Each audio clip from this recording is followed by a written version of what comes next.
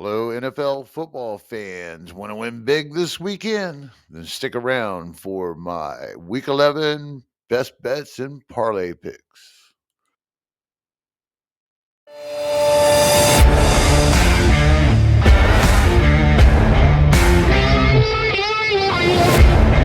My name is Gary, aka the IDP Tipster, and I'm here to share my Hail Mary Deep Plus Money parlays, bets, picks, whichever you want to look at it. So we're going to kick this off the top with Calais Campbell of Miami, defensive tackle slash pass rusher. Basically, this former well-known pass rusher is going on 38 years old, but man, has he had a revival this year. He has been killing it with I believe, an 84 PFF grade, definitely on the elite side. I do know that for a fact.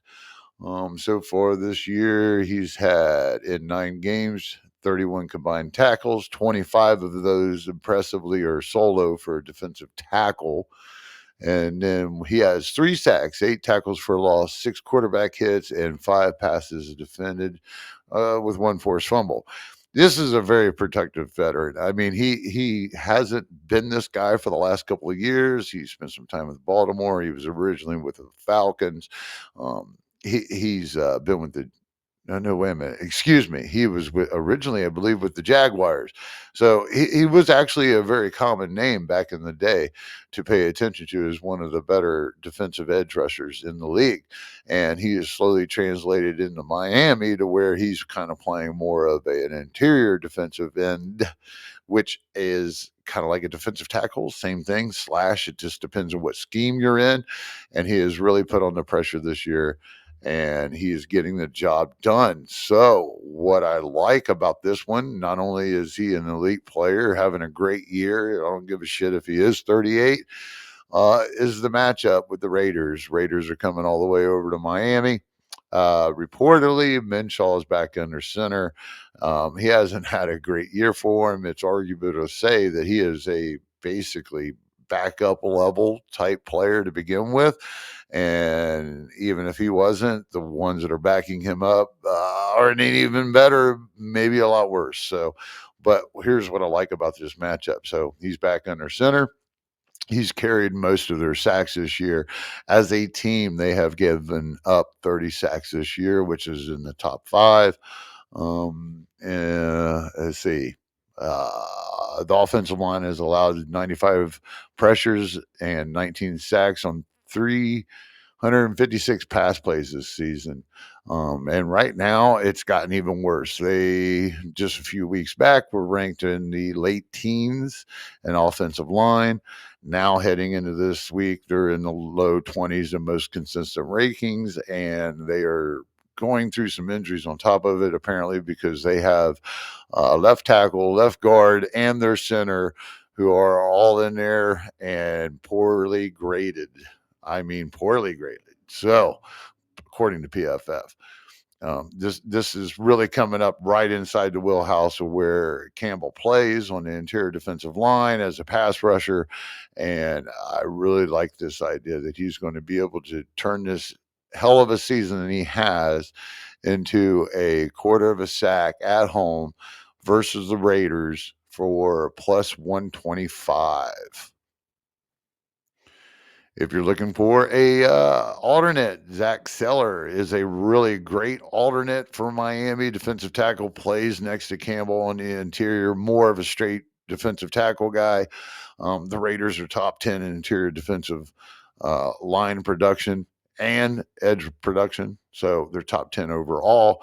Um, but the only problem was I couldn't even give you Zach Saylor's numbers at the moment because he is not listed in DraftKings, and here it is Saturday night on the East Coast.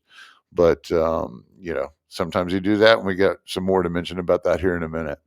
But we're going to go ahead and stick with Calais Campbell, which right before I got him for plus 125, he has now been bumped up to plus 130.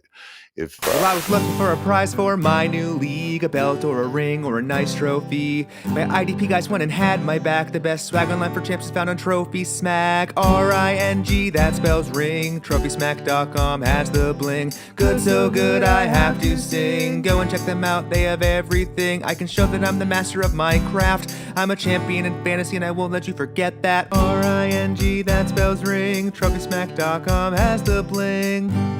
Use promo code IDPGuys at checkout for a free ring on TrophySmack.com. And welcome back. And the next guy in this is probably the deepest part of the Hail Mary parlay. But hey, I like this matchup. I like this guy. He's having a good season. And I mean, he's got the Chiefs at home. And there's a little bit of facts about the Chiefs that's really going to back this up. All right. So we're going to go with Buffalo's AJ Epenesa over a quarter of a sack at plus 130. Is he elite? No. He's having a good year. He is on par. He is their second leading snap guy right now off the edge, playing across from Greg Ruscio, which I'll mention here shortly. All right, but this is purely more about this matchup, which is a high profile, possibly future playoff game. And this is going to be pretty tough up here in Buffalo. And Mahomes, no matter the fact that he does have a top rated, believe top 5 offensive line, they haven't kept him clean this year. He's been sacked 22 times, which is not a huge amount, but it's really kicked up for the last couple of weeks. He's been sacked 4 times last game and 4 times the game before that.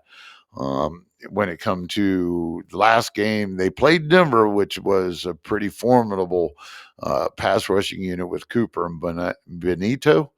Above par, well above par, definitely. But, the game before that, it was, I believe, against Tampa Bay. And Tampa Bay is like the bottom 3 ranked pass rushing units in the league right now with Bayo Boy and Tyrone Johnson or something. I don't even know. They're not worth even looking at realistically. They're not much to see, to tell you the truth, at the moment. So this year's not been very good for them. But picking on the Chiefs, I mean, realistically, I'm just going to go with where the numbers and the flow and the tendencies have been for the last couple of games. And I'm going to go with the fact that they're going to be playing in Buffalo. And I expect this is going to be a bit of a shootout. And I think that there's going to be plenty of snaps for AJ to get on the field and get this quarter sack at plus 130. Realistically, it's going to be him versus Mahomes scrambling.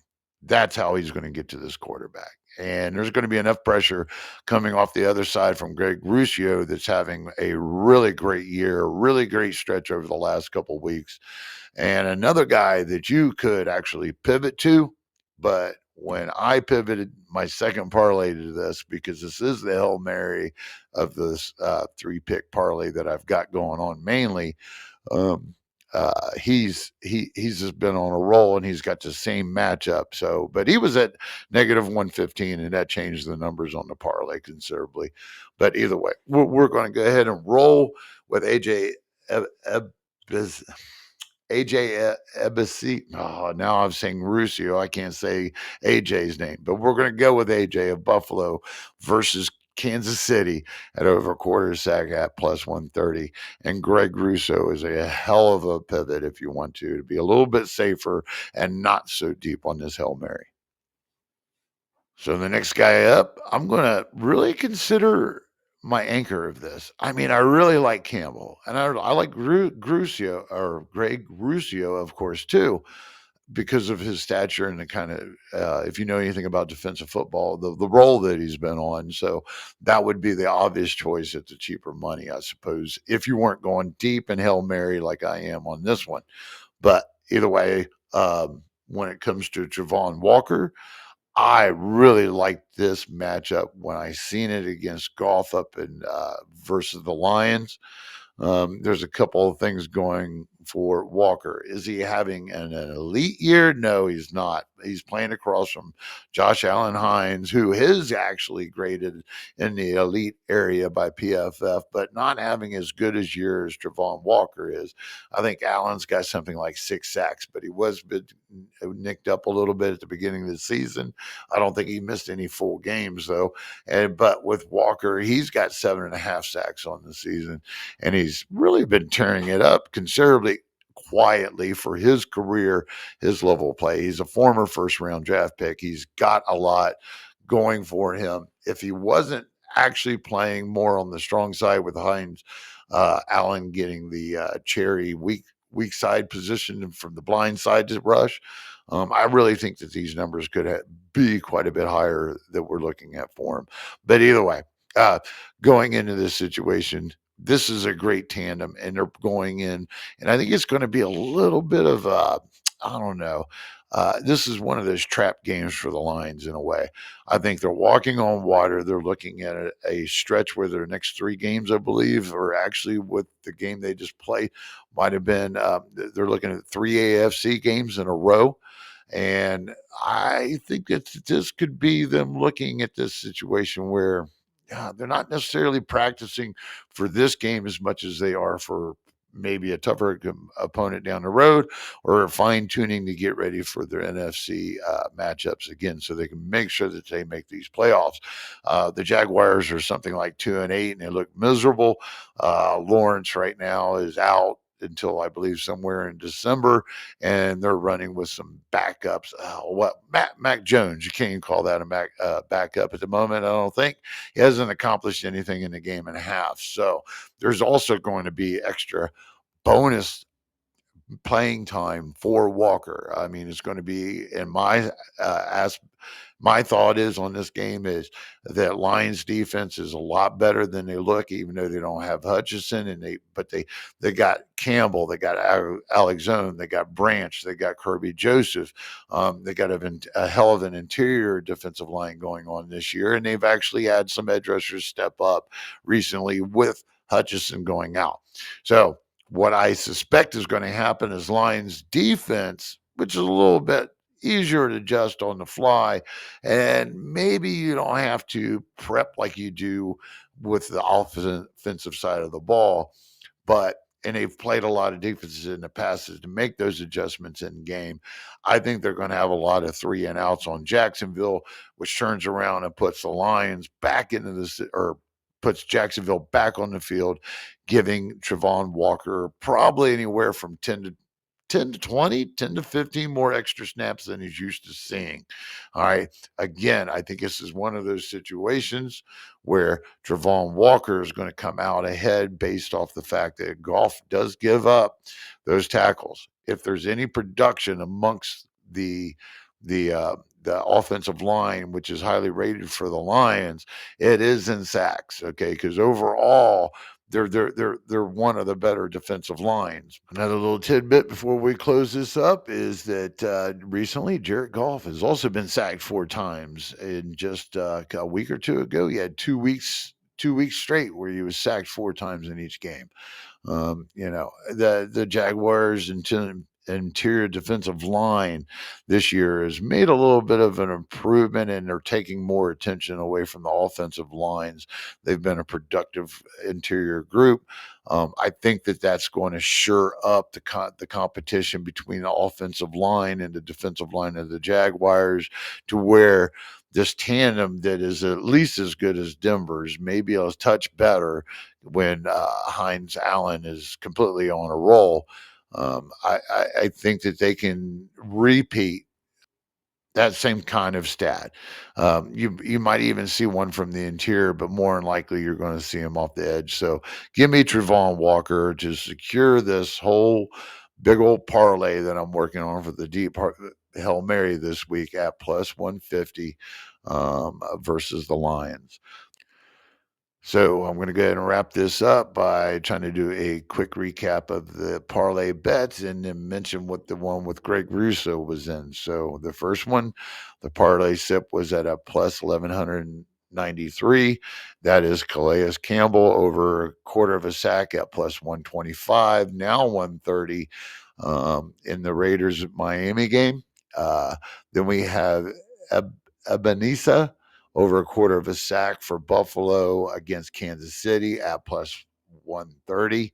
And then we have Travon Walker over a quarter of a sack at plus 150 versus Jacksonville and Detroit. And I also mentioned Hines Allen would be a good pivot here in that particular Travon Walker pick. If you wanted to pivot at that, the problem is as of right now, it's not listed. At least, again, this is Saturday night, Saturday evening on the East Coast, and it wasn't there. So take as for what it's worth. And imagine when it does pop up just by his name and popularity, they actually will have him probably something closer to like plus 100 instead of the plus 150 that they have on Travon Walker, which again, I just mentioned, he's got 7.5 sacks compared to Hines Allen. So it kind of doesn't make any sense. This second Hail Mary parlay that I made, I just subbed out Greg Russo. It took it down to a plus 951, and it's still a moneymaker. Be modest, have fun with the weekend, make these bets, and go win some money on some deep Hail Mary parlay plus money NFL player props. See you next week. Thank you for watching the IDP Plus YouTube network. If you enjoyed this video, give it a thumbs up and don't forget to subscribe to our channel. Be sure to tap the bell icon to get notified whenever we upload new content.